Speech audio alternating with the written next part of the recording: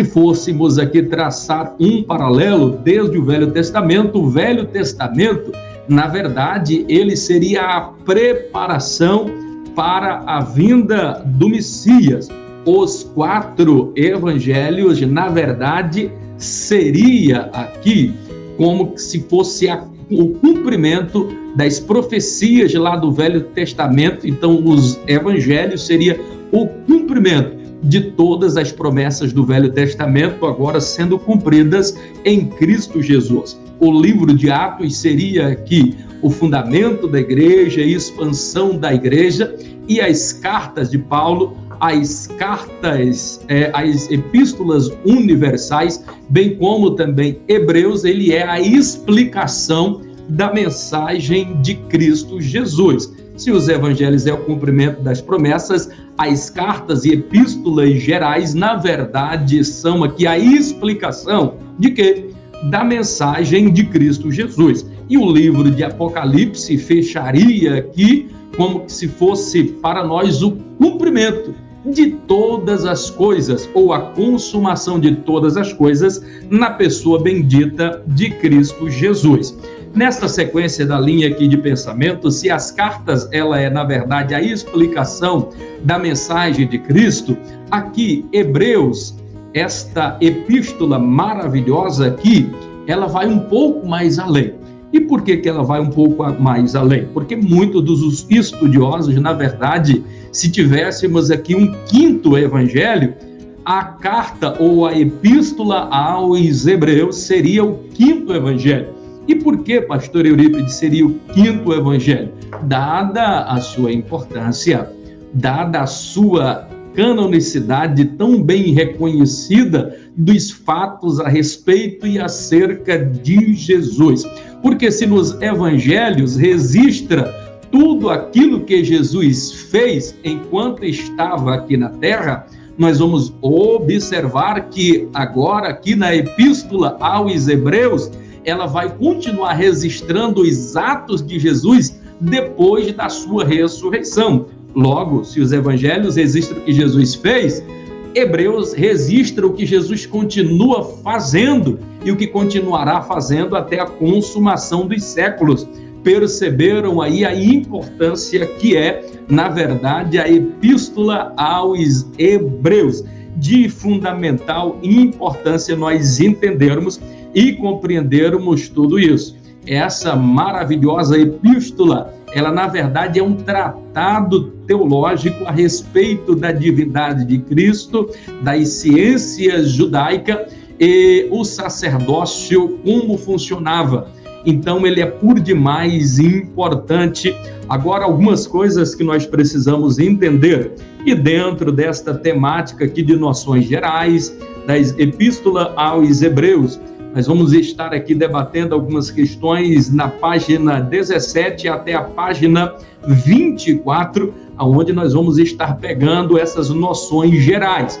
Dentre elas, vamos estar observando a data em que foi escrito, quem escreveu a epístola aos Hebreus, por que foi escrita essa carta. Então, todas essas perguntas serão respondidas, inclusive a data que foi escrita e aonde foi escrita. Então, essas noções gerais aqui, preliminares, ela vai nos dar conta de todos estes pormenores aqui. Pois bem, vamos aqui dentro dessa ótica, vamos observar primeiro. O tema central de Hebreus, ele vai girar em torno, se tivéssemos que resumir em uma frase, o tema central aqui da epístola aos Hebreus, nós resumiríamos ela como sendo a superioridade de Cristo sobre todas as coisas. A superioridade de Cristo sobre todas as coisas. Porque Cristo Jesus, ele é superior a todas as coisas. Louvado, engrandecido seja o nome do Senhor Jesus, que vive e que reina de eternidade a eternidade. Se não vejamos dentro agora ainda dessas noções gerais, nós gostaríamos de estar falando aqui muito rapidamente sobre por quem foi escrito qual foi o escritor da Epístola aos Hebreus? Está aí uma pergunta muito difícil de ser respondida. E por que é difícil de ser respondida? Porque simplesmente o livro, ele não diz quem é o autor. Normalmente, a gente observa, nos finais ou nos filmes, os créditos vão ficar sempre lá mais no final. Mas nós vamos perceber que, devido às escrituras sagradas serem colocadas em rolo e por ir desenrolando, ficar para deixar mais no final o nome, geralmente era mais difícil, teria que desenrolar todo o rolo para chegar logo no nome. Então, por isso que costumava-se escrever logo nas linhas iniciais quem estava escrevendo o livro. Mas, na verdade, é que a Epístola aos Hebreus, ela não nos dá essa indicação de quem, de fato, escrevera a Epístola aos Hebreus. A bem da verdade é que algumas conjecturas são feitas, mas são apenas conjecturas. Não dá para se fechar uma questão de quem verdadeiramente tenha escrito a Epístola aos Hebreus. Evidentemente que tem algumas concepções que são mais aceitas. Dentre elas, nós gostaríamos de estar passando 4 delas aqui para vocês. Por exemplo, há uma concepção, e essa é dada por Tito Flávio Clemente, lá de Alexandria, o sábio de Alexandria, mais conhecido como Clemente de Alexandria. Por volta do ano 200 depois de Cristo, ele defendia a autoria aqui de Hebreus como sendo o apóstolo Paulo quem tivera escrito esta epístola tão maravilhosa. E se isso for verdade, então nós vamos ter aqui mais da metade de todo o Novo Testamento sendo escrito aqui pelo apóstolo Paulo, dada a importância que foi o apóstolo Paulo. Então, se não vejamos, mas há alguns argumentos que, na verdade, vão contrário a essa concepção. Primeiro, eles dizem que não pode ter sido o apóstolo Paulo por algumas razões, mas existem também razões pelas quais aqui Clemente de Alexandria enfatiza de que, de fato, foi o apóstolo Paulo. Dentre as razões argumentativas que ele dava a esse respeito, enumeramos aqui uma onde ele defendia que, dada a complexidade aqui da carta ou dessa epístola aos Hebreus ser tão grande, tão complexa, então só poderia ter sido mesmo escrita por alguém com tanto conhecimento básico, teológico e hebraico das leis, como sendo o apóstolo Paulo. Então ele defende que Paulo foi o escritor, escreveu primeiro em hebraico e depois ele passa para Lucas, e Lucas agora transcreve para o grego. Então a argumentação dele de que fora Paulo era de que existiam poucos líderes religiosos naquele tempo, naquela época, que pudesse realmente escrever algo tão complexo, tão teologicamente perfeito, com tanta erudição e clarezas de detalhes aqui a respeito da lei mosaica, que não fosse alguém aqui dentro das características de Paulo. E ele não enxergava pessoas ou muitas pessoas com essa característica naquela época. Então, na verdade, a sua argumentação tem alguma razão de ser, mas também não podemos fechar aqui alguma questão, porque não fora apenas Paulo que tinha erudição na época, existiam muitos outros. A verdade, ele argumenta que era pouco, mas existia vários outros. Poderíamos citar, por exemplo, João Marcos, que falava pelo menos 4 línguas, ele era um poliglota.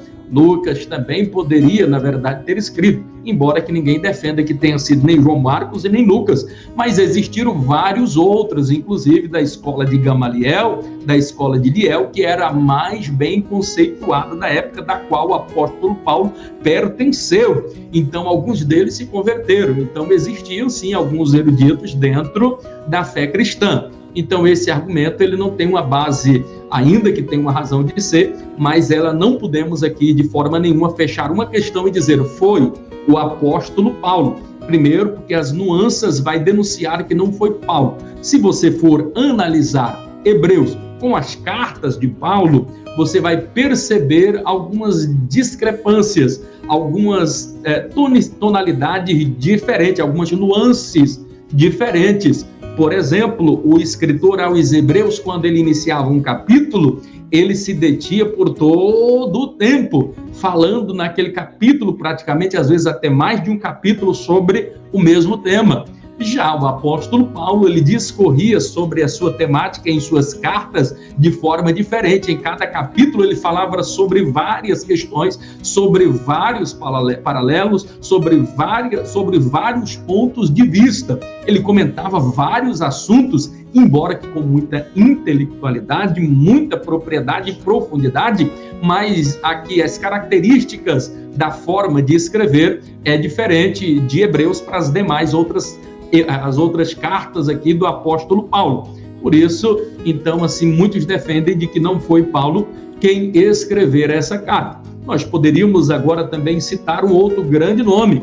No ano 1517, o reformista Martinho Lutero, responsável aí pela reforma protestante. Martinho Lutero afirmava-se dentro das suas concepções de que, na verdade, quem escrevera a epístola aos Hebreus tinha sido, de fato, Apolo. E ele discursava, inclusive, e pegava alguns achados históricos, dentre eles de Filó, de Alexandria, onde ele levava a crer que poderia ser muito bem este Apolo quem tivera escrito esta epístola aos Hebreus, dada a forma eloquente como Apolo pregava. Ele pregava com conhecimento judaico profundo muito grande, um conhecimento filosófico muito grande que Apolo tinha. Então ele tinha, sim, as características e os atributos necessários para terem escrito e reivindicar aí a epístola de Hebreus que tenha sido escrita aí por ele. Então Martinho Lutero defende essa concepção aí de que, na verdade, fora ele, Apolo, quem escrever a epístola aos Hebreus. Contudo, há divergências sobre esse ponto de vista aqui, sobretudo outras afirmações de pais na fé que contestam isso. Nós poderíamos aqui também citar uma outra afirmação, e muitos biblicistas, sobretudo nos tempos atuais, mais da escola liberal, que defende que, na verdade, a epístola aos Hebreus tenha sido escrita por Priscila e por Áquila. E por que é que ele defende que tinha sido Priscila e Áquila? Porque eles entendem que eles tiveram um período aí de comunhão muito grande, uma proximidade com discípulos de Paulo, e essa proximidade com o falar, com toda essa erudição, então eles aprenderam muito bem e foram eles que de fato escreveram aí a epístola aos Hebreus. Tem muito pouca sustentação entre os mais tradicionais, haja à vista que não podemos levar a crer, porque em Hebreus 11:32 vai nos mostrar mesmo claramente que muito provavelmente quem escreveu foi do sexo masculino e não aí do sexo feminino, e nem tampouco de forma conjunta. E uma outra argumentação, e esta agora vem pelo pai da fé, reconhecidamente um grande estudioso, por volta do século 160 depois de Cristo, estamos falando de Quinto-Sétimo Florencio Tertuliano, ou nome comprido. É só você lembrar que é o Tertuliano. Todos conhecem Tertuliano como o nosso pai na fé. Ele que era adepto do montanismo. Montano, vocês conhecem, por volta do século 160, ele monta ali um estudo, e ele acreditava muito nos dons espirituais e na santidade dos frutos do Espírito Santo e os dons do Espírito Santo. Então ele e mais 3 missionários saíam propagando de aldeia em aldeia, levando a palavra e, sobretudo, aquilo que hoje nós temos como base de doutrina pentecostal, algumas coisas, inclusive, pegadas aí do montanismo. Dos legados do montanismo foi ter como adepto um dos nossos pais da fé, Tertuliano. E é Tertuliano, inclusive, que defende aqui com bases aí até muito sólidas de quem muito provavelmente tivera escrito a epístola aos Hebreus, que tenha sido Barnabé, por ter caminhado com Paulo, por ter erudição necessária, e a forma como alguns trechos se correlatam levam a crer, e ele defende de que poderia ser de fato aqui Barnabé quem tenha escrito a epístola aos Hebreus. Contudo, como nós já falamos, não podemos aqui fechar questão, e talvez pouco importa essa discussão. O importante é que a mensagem está centrada na pessoa de Cristo. Mais importante de quem escreveu é a mensagem que ela é transmitida a respeito da pessoa de Cristo. Então, tampouco importa quem escreveu, sendo que o centro é Cristo Jesus, que é o nosso Deus Jeová e Yahvé. Então, mais importante do que o mensageiro é a mensagem que está sendo entregue aqui. E essa mensagem, ela foi por demais importante ao longo da história, porque com base no livro de Hebreus, nós podemos defender a supremacia de Cristo sobre todas as coisas, sobre toda a obra da criação, Jesus como sendo eterno, coparticipe, coigualdade e a consubstância com Deus Pai. Então, tudo isso nós encontramos aqui na Epístola aos Hebreus. Então, tão pouco importa quem tenha sido o escritor, o mais importante aqui é o conteúdo da mensagem que está aqui pronunciada e dirigida para nós aqui. Uma outra questão que nós precisamos levar em conta é por que é que a carta aos Hebreus foi escrita. É uma pergunta que ela é respondida aqui também no livro e nós precisamos ter em mente. Por que é que foi escrito? Ora, havia uma perseguição muito grande aos cristãos naquela época, de tal forma que cristãos estavam sendo martirizados, mortos, perseguidos. Por quê? Simplesmente porque propagavam a doutrina de Cristo, falavam a mensagem de Cristo. E como propagadores da mensagem de Cristo, eles foram perseguidos. E porque estavam sendo perseguidos, muitos dos cristãos aqui estavam pensando em abandonar a fé. Outros que já tinham abandonado a fé. Eles pensavam, ora, eu estou sendo perseguido tão simplesmente por ser cristão, vou abandonar, vou voltar para o judaísmo. Porque essa carta, ela foi escrita aqui a priori para quem? Para os judeus. A carta é aos Hebreus, então está sendo escrita para os cristãos judeus daquela época. Outros querem dizer e defendem que tenha sido, na verdade, escrita para os gentios, outros argumentam que tenha sido para os essênios, mas a questão aqui, a priori, a maioria defende, inclusive eu, que ela foi escrita para os hebreus, para os judeus, os cristãos judeus que haviam se convertido ao cristianismo e agora eles recebendo esta mensagem porque estavam sendo desanimados. Segundo a carta aos Hebreus, ela é também escrita nesse tempo por causa de toda essa perseguição e um levante muito grande, dizendo que Cristo, na verdade, não era o Messias prometido. Então a carta ela vem para, inclusive, demonstrar isso, que Jesus é o Senhor, que Ele é Deus. Vem assegurar a divindade de Cristo, bem como a supremacia de Cristo Jesus sobre todas as outras coisas. Outra coisa que é importante aqui e digna de nós estarmos enfatizando, e é importante também, inclusive, para efeito de prova, que vocês precisam saber é a data que fora escrita a Epístola aos Hebreus. Qual foi a carta? Quando é, pastor Eurípides, que esta carta, de fato, ela foi escrita? Essa carta, ela foi escrita, existe pelo menos 3 importantes datas aqui, que são reconhecidamente e teriam a probabilidade de que pudesse ser essas 3 datas. A primeira data em que é defendida aqui, que a carta tenha sido escrita, é no ano 50 405 depois de Cristo. É uma das datas prováveis que teria sido escrita aqui a carta aos Hebreus.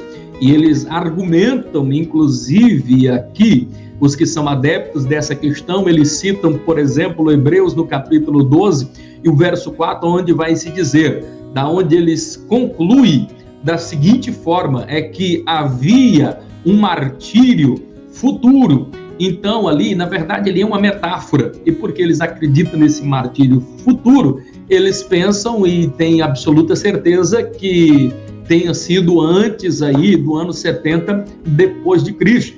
E eles argumentam ainda que a carta fora escrita antes mesmo aí de Nero, ou de Nero ter assunto ao trono.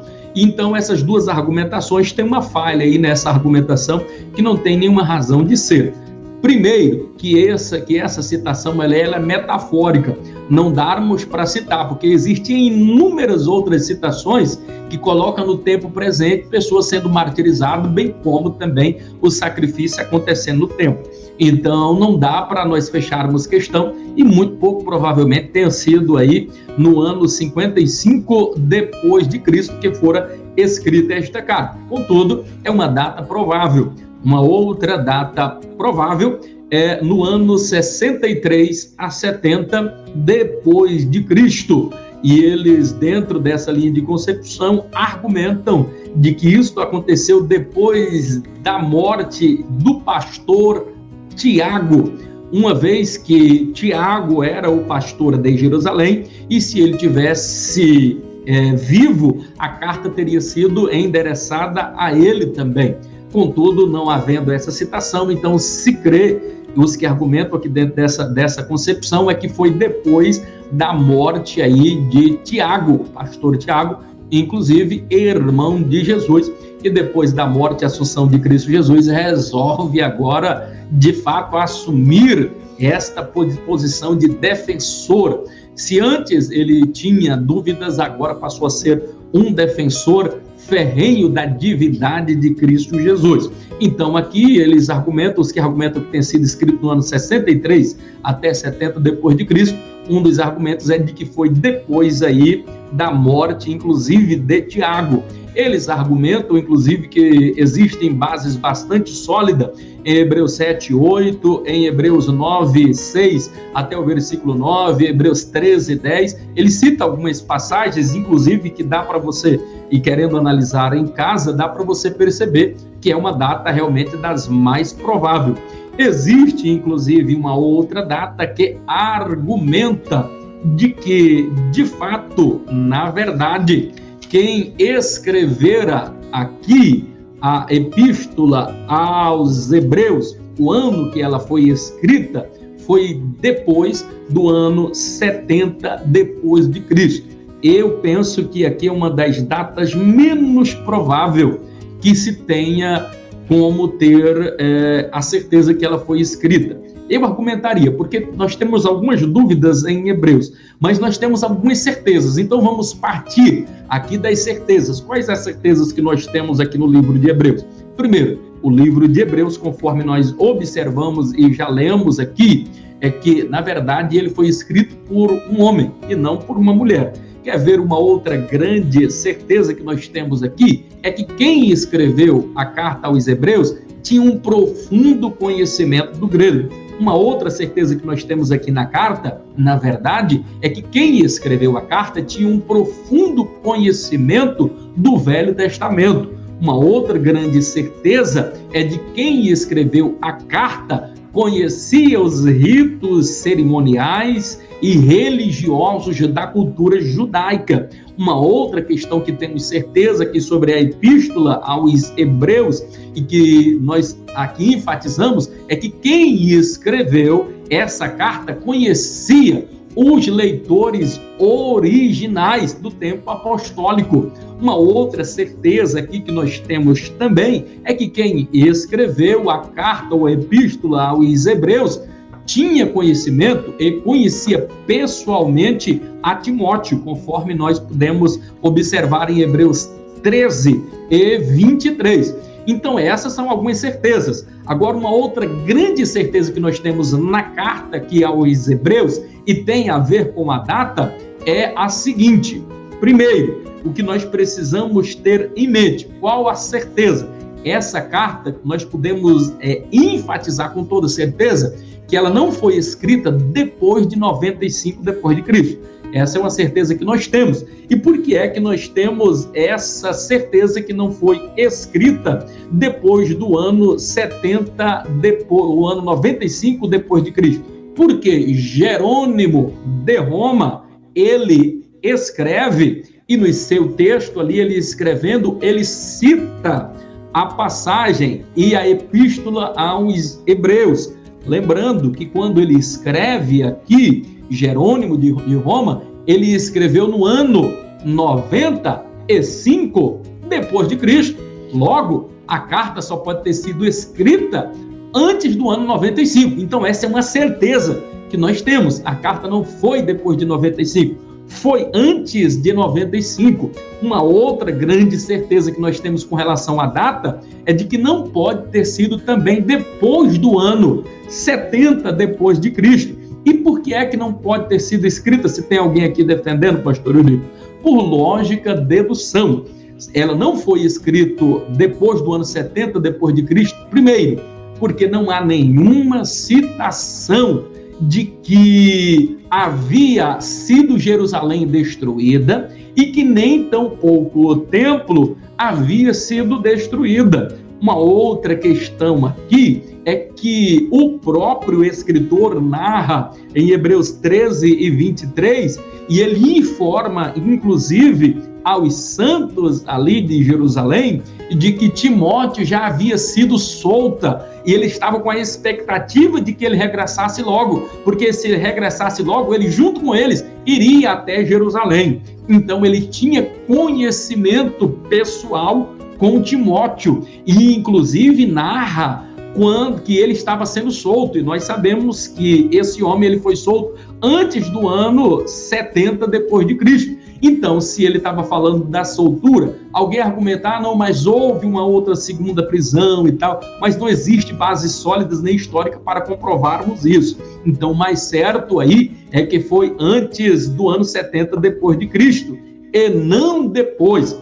E alguém disse assim, não, mas é porque não havia necessidade. Irmão, vamos parar com essa bobagem.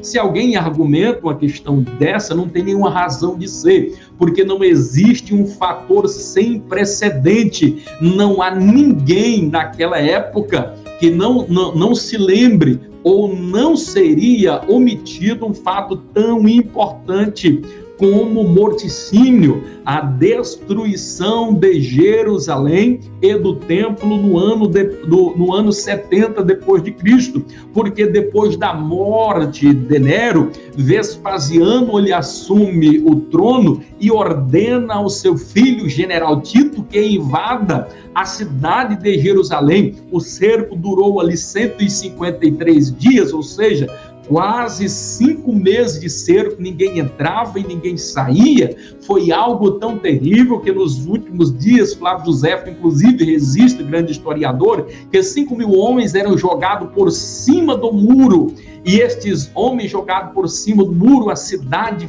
fedia e eram arrastados como que a balde. O morticínio foi tão grande, existiam ali cerca de 1.200.000 judeus que estavam adorando a Deus por ocasião da Páscoa. Então todos os lugares, e todos nós conhecemos um pouco da cultura judaica, da ciência judaica, e ainda hoje eles observam muito esses preceitos. Então a Páscoa, todos os moradores, não importa a região onde eles estavam, era costume eles virem e estarem ali na Páscoa para adorar a Deus. Então, interessante observar que destes 1.200.000 judeus que estavam ali por ocasião da Páscoa, 1.100.000 morreram ao fio da espada, cumprindo inclusive uma profecia bíblica, quando Jesus está ali para ser condenado, alguém pega e diz: o sangue desse Jesus caia sobre a nossa cabeça e a cabeça de nossos filhos. E isso inclusive se cumpre aqui nesse ano 70 depois de Cristo. Muitas profecias bíblicas são cumpridas aqui no ano 70 depois de Cristo. Então é notório, e a intenção aqui os judeus era de exterminar por completo todos os judeus.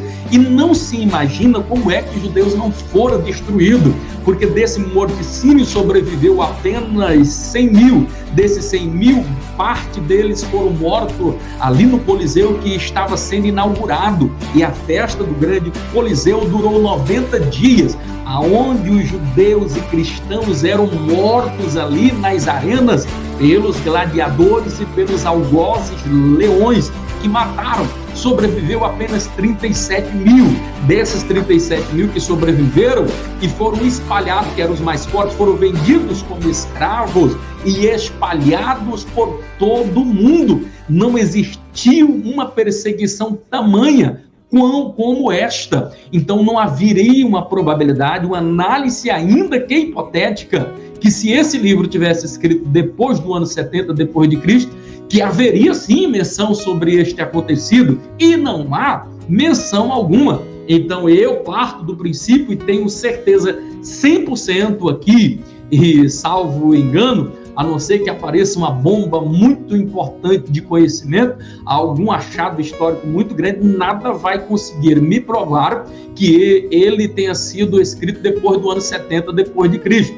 Eu quero crer que a epístola aos Hebreus tenha sido escrita no ano 63 até 70 depois de Cristo, pelas razões óbvias que nós aqui já estamos argumentando. Louvado e agradecido é o nome do Senhor Jesus. Eu preciso ganhar tempo agora. Nós vamos agora para a página 29 do nosso livro. Acabamos que nos detemos boa parte do tempo aqui. A gente precisa dar uma aceleradinha aqui agora. Na página 29 aí do seu livro, página 29 até a página 33, onde vai estar falando sobre a canonicidade da epístola aos Hebreus, canonicidade da epístola aos Hebreus. E nós vamos observar que desde o capítulo 1, e o capítulo 1 de Hebreus, ele já vai começar aqui muito acelerado. Percebam, ele vai começar aqui muito acelerado. Primeiro, ele já começa defendendo aqui a supremacia de Cristo Jesus sobre todas as coisas. O capítulo 1 de Hebreus já começa acelerado mesmo, de pé embaixo, defendendo aqui a supremacia de Cristo Jesus sobre todas as coisas. Aqui nós vamos observar, logo nos primeiros capítulos, sendo defendida a canonicidade da epístola e a divindade de Cristo e a supremacia de Cristo Jesus sobre todas as coisas. Logo aí no capítulo de número 1, nós vamos observar, inclusive, já começa aqui dizendo que Cristo ele é superior aos profetas. Ora, porque não existiu nenhum profeta que foi eterno, então ele é superior, não precisa nem argumentar, Jesus ele é superior aos profetas. Segundo, ele começa enfatizando que Jesus é superior aos anjos. Inclusive em Hebreus, no capítulo 1, aí no verso de número 3, já vai começar dizendo aí: porque a qual dos anjos Deus jamais disse: tu és meu filho, hoje te gerei, e outra vez eu lhe serei por pai e ele me será por filho. Então, assim, nós vamos observar em outras passagens na Bíblia aqui, enfatizando e mostrando, Hebreus vai deixar isso bem claro, que Jesus é para ser adorado e venerado. E nenhum anjo, ao longo de toda a história, que em todo o conhecimento da Bíblia você vai observar, não existe nenhum anjo na história que vai aceitar ser adorado. Então Jesus, ele é superior aos anjos. Pastor, mas não existe nenhuma passagem, não. Nenhum anjo pode receber a adoração. nem mesmo Miguel, que é o arcanjo poderoso que arregimenta as forças para a batalha e que estará presente no toque da trombeta de Deus, ao som da trombeta, a voz do arcanjo, ele ali, inclusive tão poderosamente, mas nem ele ousou adorar. Então, quando alguém ia se prostrar, ele: não, eu sou teu conservo, somente ao Senhor teu Deus adorarás. Então, nem Miguel aceita a adoração, nem um anjo pode aceitar a adoração. Pastor, mas eu vi no Velho Testamento uns anjos ali aceitando a adoração. Mentira, nenhum anjo pode receber a adoração. Se tem o anjo lá, é o anjo da teofania, esse sim, prefigura e representa o próprio Cristo Jesus, Deus. Então, Jesus é Deus. Então, ele pode receber a adoração. Qual é o papel dos anjos? Hebreus, ele nos explica aqui no verso 13 do capítulo de número 1, que eles são espíritos ministradores, que estão a nosso dispor para trabalhar em nosso favor, aqueles que acreditam em Deus e que estão aqui, os santos do Senhor. Então, os anjos, eles estão à nossa disposição, a nosso encargo, segundo a vontade de Deus, segundo os desígnios de Deus. Essa é a função muito clara. E Jesus, ele está acima. E é isso que a carta, a epístola aos Hebreus, ela vem enfatizar, que Jesus, ele é superior aos profetas, é superior, inclusive, aos anjos. Terceiro, ele vai enfatizar, já agora no capítulo 3 de Hebreus, que Jesus, ele é superior, inclusive, a Moisés. Moisés, irmãos, ele é um divisor de águas, porque todo o Velho Testamento, ele vai prefigurar a respeito da tônica daquilo que é transmitido por Moisés, os 10 mandamentos. Então, Moisés, se nós fôssemos aqui dividir por importância, no Velho Testamento, a figura mais importante é a figura de Moisés, porque representa a lei. Se nós formos agora pegar o Novo Testamento, não existe uma figura mais importante do que o Messias, porque ele é o cumprimento de toda a profecia bíblica. Então, vamos analisar por parte. Se o Velho Testamento é a sombra das coisas futuras, a sombra para que vai ser revelado lá no Novo Testamento, a saber, a respeito de Cristo Jesus, então esse livro aqui, ele vai enfatizar de forma muito segura. Hebreus, inclusive, no capítulo 3, o versículo 1 até o versículo de número 6, você vai encontrar afirmação tais como essa, dizendo: porque ele é tido por muito maior glória do que a Moisés. Então, assim, Hebreus, ele está dizendo, enfatizando que Jesus, ele é digno de quanto maior glória do que Moisés, porque Moisés falhou, Moisés errou, Moisés era homem, e Jesus é Deus. Ele é coparticipe da divindade com Deus, Deus Pai, Deus Filho e Deus Espírito Santo. Então, ele é superior. E até Moisés, nós vamos observar ele falando em passagens como, por exemplo, Deuteronômio, no capítulo de número 18 e o verso de número 15, aonde ele próprio, Moisés, dizia que depois dele viria um profeta maior. Para quê? Para aperfeiçoar a lei. De quem ele estava falando? Isso aqui é extraordinário, irmãos. Ele estava profeticamente falando a respeito do Messias prometido, falando de Jesus. Quem é que aperfeiçoou a lei? Porque Jesus, ele não veio para desfazer da lei, ele veio para cumprir a lei. É por isso que é dito que a lei e os profetas duraram até Cristo. E por que duraram até Cristo? Porque Cristo é o cumprimento. Se havia a lei que falava a respeito dele, os profetas e os salmos que falavam a respeito dele, agora é o cumprimento no Novo Testamento de tudo aquilo que havia sido dito e profetizado lá no Velho Testamento. Então, Hebreus, ele vai deixar aqui muito claro, mas muito bem claro mesmo, a supremacia de Cristo Jesus sobre todas as coisas, inclusive do maior homem da história até então, que era Moisés. Então, Jesus, ele é superior a todas as coisas. Quer ver uma outra questão? Já no capítulo de número 4, ele vai seguir nessa tônica, o escritor, dizendo que Jesus, ele é superior a Josué. Nós sabemos que Josué, ele foi na verdade, o sucessor de Moisés. E a título aqui de trocadilho, de informação, o nome Josué, ele é do mesmo encaixe dentro aqui da forma de escrever, como sendo o mesmo nome de Jesus, de onde se deriva a palavra de Jesus aí, Josué. Então, tinha o mesmo nome, mas não quer dizer que tinha o mesmo nome, a mesma raiz aí desse nome, não quer dizer que eles eram iguais, porque nome é uma coisa, autoridade é outra, porque Josué tinha o mesmo nome de Jesus, mas não tinha a autoridade e o peso de Jesus. Então Jesus, ele é superior. E no capítulo de número 4 de Hebreus vai enfatizar que Jesus é superior. Inclusive enfatiza por quê? E por que que Jesus é superior? Porque Josué, ele, na verdade, falou de uma terra prometida, anunciou uma terra prometida, prometeu uma terra prometida, que fora prometida não por ele, mas por Deus.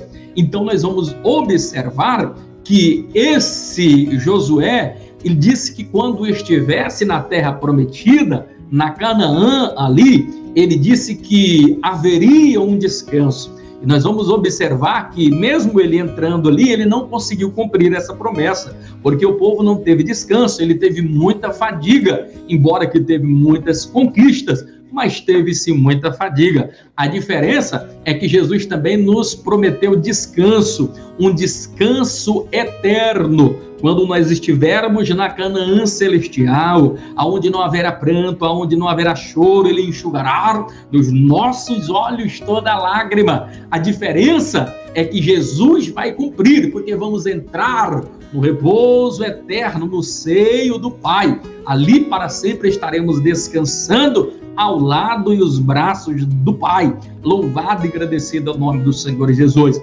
Jesus é superior a esse Josué aqui, porque Josué, na verdade, entrou em uma terra prometida, mas era uma terra terrena. Mas Jesus nos colocará em uma terra, em uma Canaã celestial, que não é terrena, que não é perecível, que não se acabará, mas será para sempre a nossa morada, aonde nós estaremos ali habitando. Oh, louvado e agradecido é o nome do Senhor Jesus.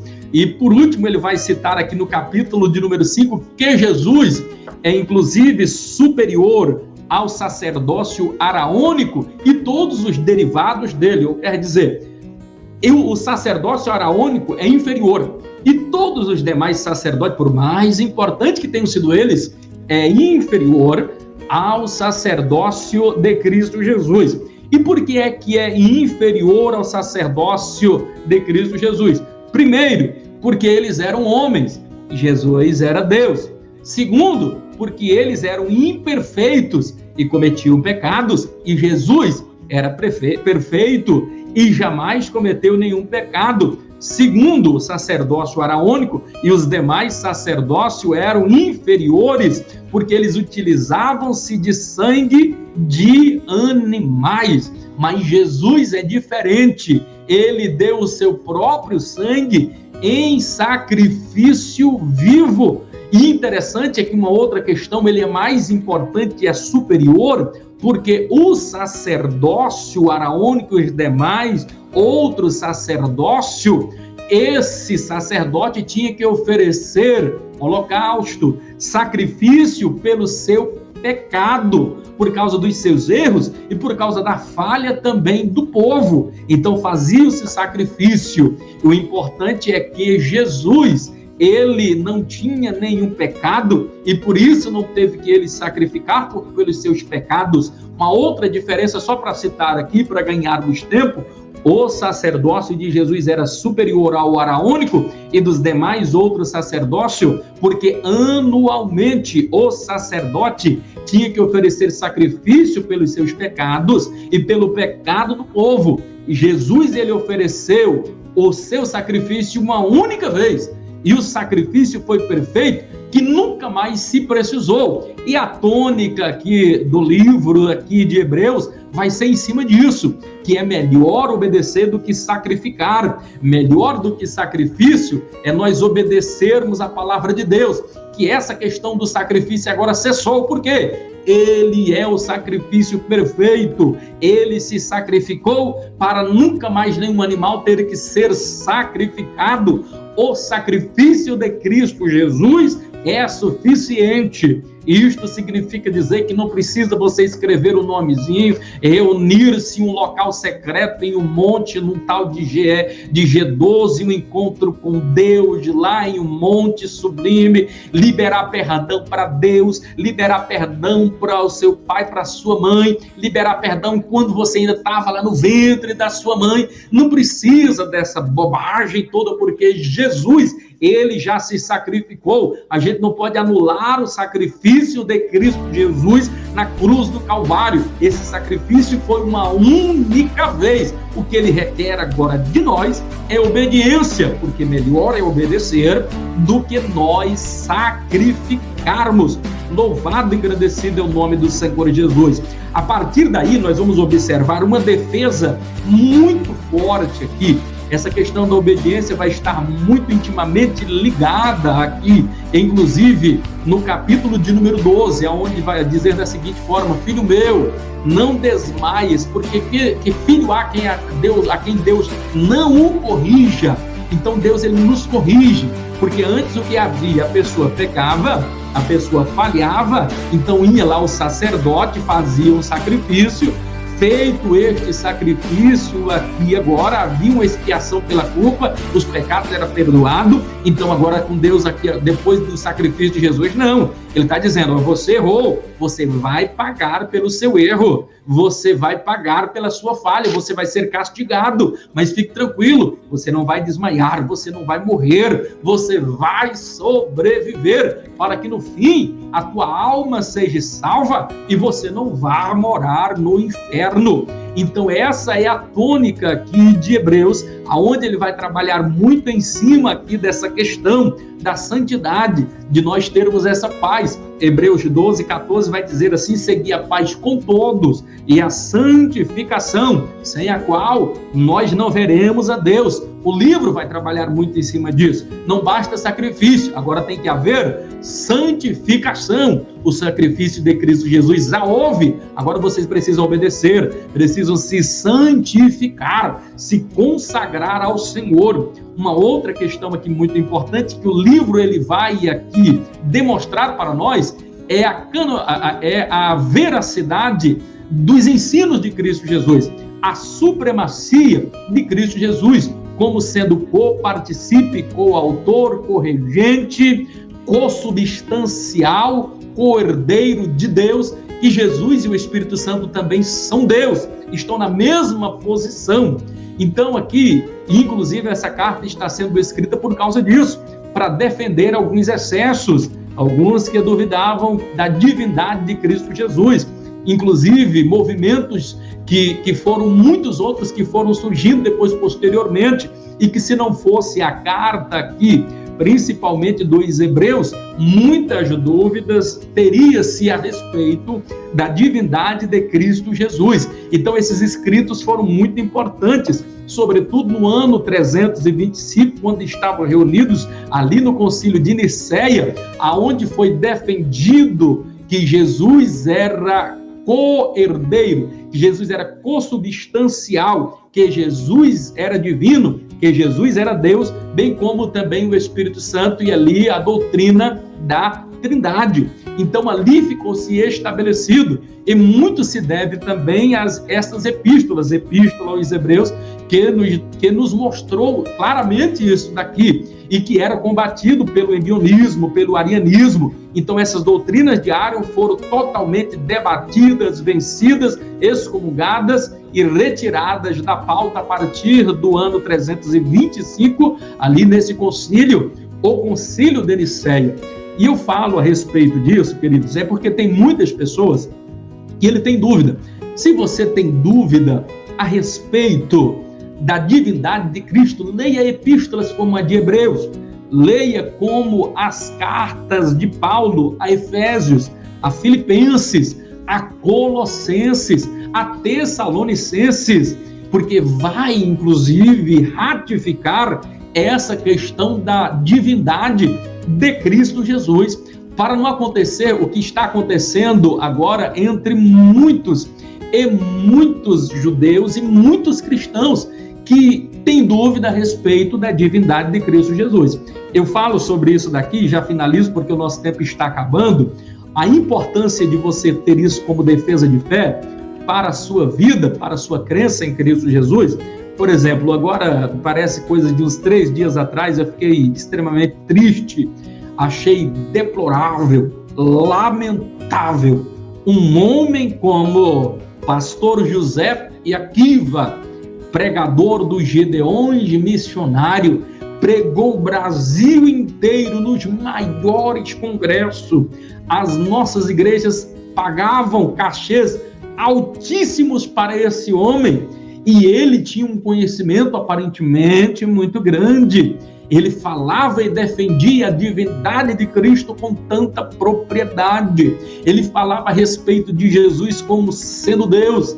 E agora, recentemente, agora nesse período de pandemia, em uma live, ele coloca lá dúvidas, inclusive apresentando agora. Porque depois de um tempo, esse mesmo José Akiva, depois de já não estar recebendo tantos convites mais para pregar, já não está mais sendo tão requisitado no Brasil. É por isso que a gente tem que ter muito cuidado, irmãos. Quem é que está sendo o seu Deus? O seu Deus é o dinheiro ou o seu Deus é o Deus Jeová? Porque tem muita gente aí que o Deus dele é o dinheiro. Por que é que agora ele está negando a divindade de Cristo? Se até um dia desse, pregando em todas as igrejas do Brasil, ganhando muito dinheiro, ele defendia a supremacia de Cristo, a divindade de Cristo.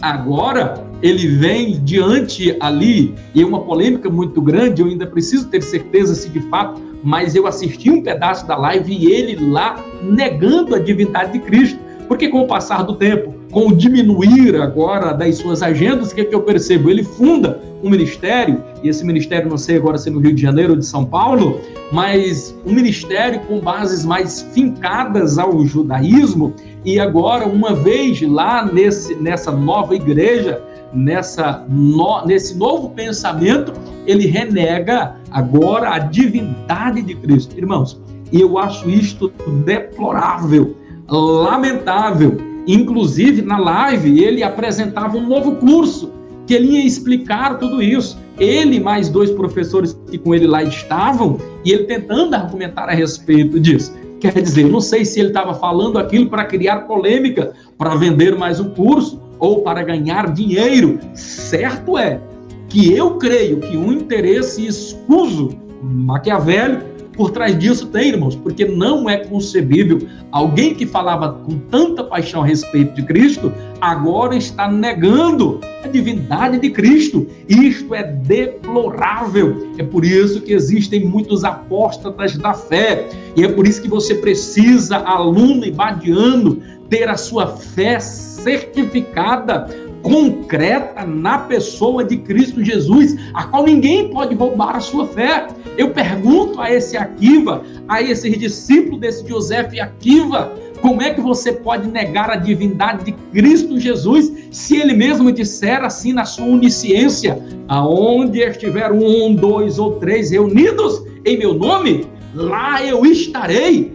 Como é que Jesus faria isso? Só mesmo Deus, porque só Deus pode ser onipresente e estar em vários lugares.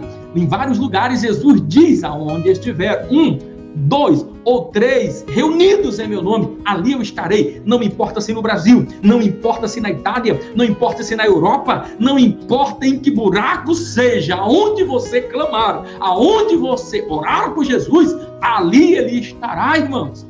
Isso é tão sério. Como é que alguém em sã consciência consegue negar algo tão realístico que está ali, aos olhos vistos na palavra de Deus. A onipotência, nem vou falar, olha a onipotência de Jesus através dos milagres. Olha a onipresença, a onisciência. Natanael ficou tão abismado quando Jesus disse assim: olha, Natanael, eu vi o que você estava fazendo naquela figueira, não tinha ninguém lá. Ele se assustou. Como é que esse Jesus sabe disso? É a onisciência, é um atributo que só Deus tem. Jesus enfatizou que ele era Deus. As epístolas aqui mencionadas enfatizam que Jesus é Deus.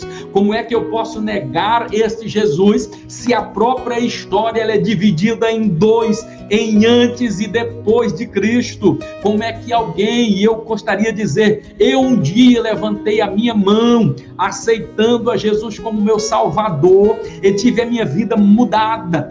Queridos alunos, como é que você também aceitou a este Jesus e teve a sua vida mudada? Quantas pessoas que estavam nas drogas, no alcoolismo, que foram transformadas pelo poder da palavra, crendo em Jesus, porque quem crer em Jesus e for batizado será salvo. Então, como é que eu não posso crer? Como é que eu não posso acreditar neste Jesus soberano? Como é que alguém em sã consciência pode afirmar? Então, o livro aqui de Hebreus, ele vai defender tanto essa supremacia de Cristo Jesus sobre todas as coisas, bem como a sua divindade. Então, isso precisa ficar bastante claro aqui em sua mente.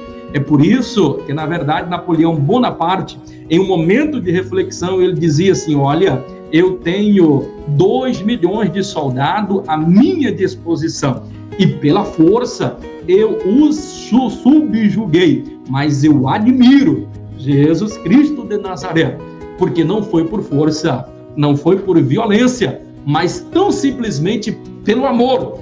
Ele conquistou não só 2 milhões de pessoas, mas conquistou o mundo inteiro. Louvado, engrandecido ao nome do Senhor Jesus. Grande abraço a todos vocês, ebadianos. Estamos concluindo aqui a nossa aula. Preparem-se para a unidade 2, onde vamos estar agora dando continuidade falando sobre as epístolas gerais. Grande abraço a todos, abraço ao pastor Paulo Rodrigo, diretor da escola, abraço ao pastor Amarildo Martins, nosso pastor presidente, pastor Silas Batista, coordenador do DEC, pastor Irisvan Batista, homem de Deus, conselheiro aí do DEC. Grande abraço a todos. Termino aqui